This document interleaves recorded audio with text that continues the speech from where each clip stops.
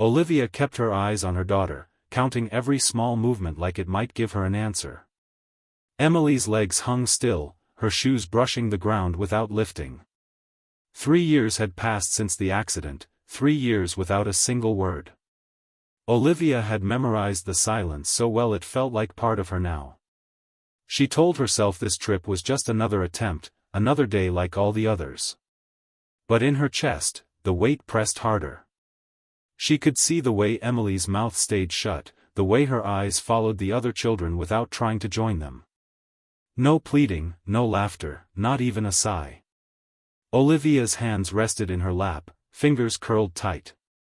She didn't reach for her phone. She didn't want the false comfort of scrolling. She wanted to watch, to be present, even if all she found was more silence.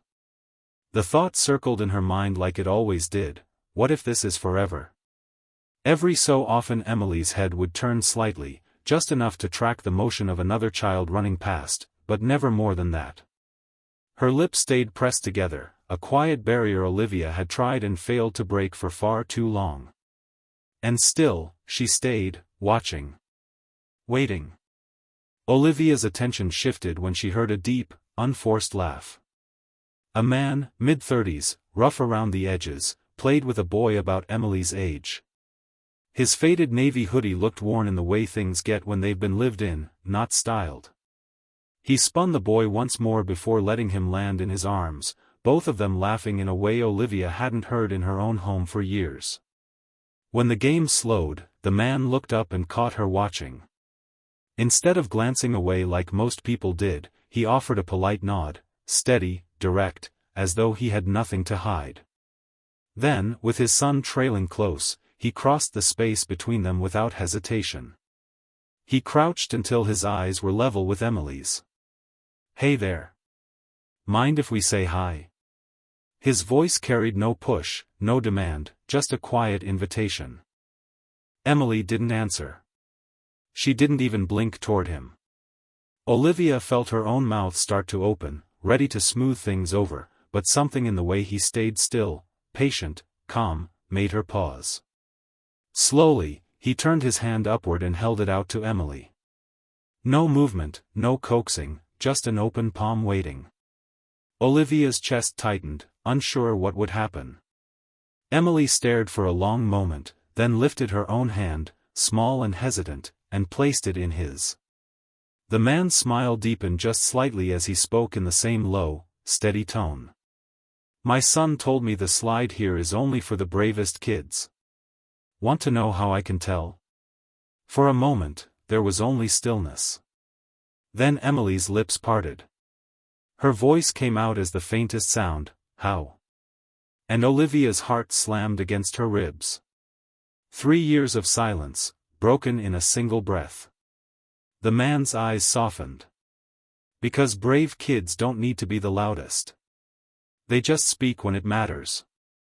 Emily blinked, her small hand still resting in his. "I'm Emily." He nodded. "Jack. And this is my son, Mason." Mason gave a shy wave from behind his father's arm. Jack leaned in a little, lowering his voice as if letting Emily in on something special. "The best slide isn't the big one. It's the little one behind the sandbox. It's faster because the sun warms it up." Emily's brows lifted, a spark of curiosity lighting her face in a way Olivia hadn't seen in years. And then it happened, Emily smiled. A real smile, not forced or polite, but alive. Olivia felt the weight in her chest shift into something sharper. This man had stepped into their lives and in minutes had done what no doctor, no therapist, no mother's love had managed. And she didn't know the first thing about him. Jack didn't reach for Emily's hand or guide her toward the slide. He simply turned in the direction of the sandbox and walked at her pace, every step unhurried, matching her cautious rhythm. Mason darted ahead, pointing back with quick waves, but Jack stayed beside Emily, letting her decide when and how to follow. From the bench, Olivia's fingers curled together so tightly they ached. She could see Emily's head tilt toward Jack now and then, like she was listening. She didn't rush. She didn't look back for permission. When they returned, Emily's cheeks were flushed, her lips curved in the smallest but truest smile Olivia had ever seen on her since the accident. Jack stood near enough for Olivia to hear him but low enough so Emily wouldn't notice. "She's got a lot to say," he said quietly, his gaze still on her daughter. "She just needs someone to ask the right way." Jack shifted slightly, ready to leave, Mason's small hand already finding his. Olivia's pulse kicked harder. Letting him walk away felt impossible. "Would you maybe have a coffee with us?" The words came out before she could weigh them. "My treat. I haven't heard her speak in 3 years." Her voice caught, raw and unsteady. Jack glanced down at Mason, then back at her. "We don't usually do coffee shops," he said after a moment. "But there's a little diner on Oak Street. It's quiet." Olivia nodded quickly. "Perfect. I'll follow you." Before she could say more, Emily turned toward Jack, her voice clear and certain. "Can Mason come in our car?" The sound of it stunned Olivia almost as much as the question itself. Jack's smile returned, gentle and grounding. "Maybe another time, kiddo.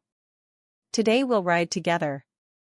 They slid into a booth, Mason across from Emily, the two of them leaning in close, whispering like old friends.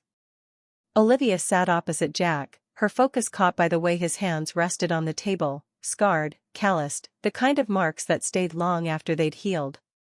When he shifted, there was a faint limp, subtle but unmistakable. She studied him for a moment before asking carefully, "How did you know what to say to her?" His eyes dropped to the coffee between them. "My sister stopped talking when we were kids. After our dad left, everyone thought she was broken.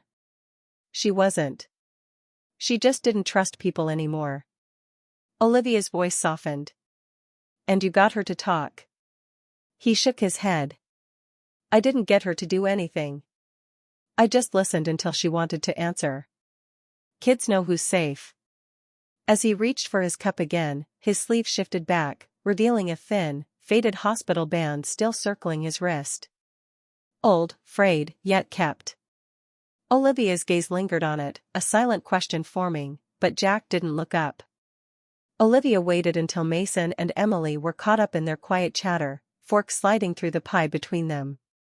Then she leaned forward, her voice low. "Were you recently in the hospital?" Jack kept his eyes on his coffee, as if deciding whether to answer. "I got out a month ago. VA rehab," he said finally. "I was a paramedic in the army. 2 tours in Afghanistan." He paused, jaw tightening. "On my last run, we hit an IED. My leg took the brunt. My best friend didn't make it." Olivia felt her throat close. "I'm sorry." His fingers flexed once around the mug. "After that, I couldn't stand the noise. Crowds, sirens, even the TV. Mason and I moved out to the edge of town. Quiet suits us." He glanced toward the kids, a faint light in his eyes. "I started volunteering at parks. Helps them feel safe again. Helps me too." Emily's laughter rose across the table, light and unguarded, spilling out between bites of pie. Mason grinned at her, whipped cream clinging to his upper lip, and she laughed harder. The sound reached straight into Olivia's chest, stirring something she hadn't felt in years. Jack's gaze lingered on the 2 children before shifting back to her. "Most people don't see this," he said quietly. "They see blank years on my resume, medical notes in my file. Nobody wants to hire the guy with a limp." Olivia met his eyes without hesitation. "Maybe they're not the right people." Olivia woke to a sound so unexpected she froze in place. A low, soft humming floated from Emily's room, not a full song, just a tune, steady in content. She sat on the edge of her bed, letting it wash over her, afraid to move in case it stopped. By mid-morning, they were back at the playground. Jack and Mason were already there, tossing a football between them. Emily broke into a run, calling out, "Mason, throw it to me." The ball arced through the air, and her voice carried after it, clear, strong, sure. Olivia walked over to where Jack leaned against the fence. He nodded toward the kids. I think I know what this means to you, he said. I've seen it before, when the light comes back on in someone's eyes.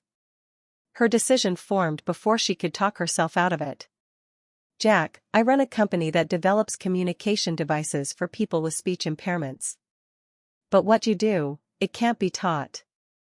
I want to hire you. Not as charity, as someone who can teach my team the human side we'll never get from manuals. He studied her, searching her face. You'd put your name on someone like me?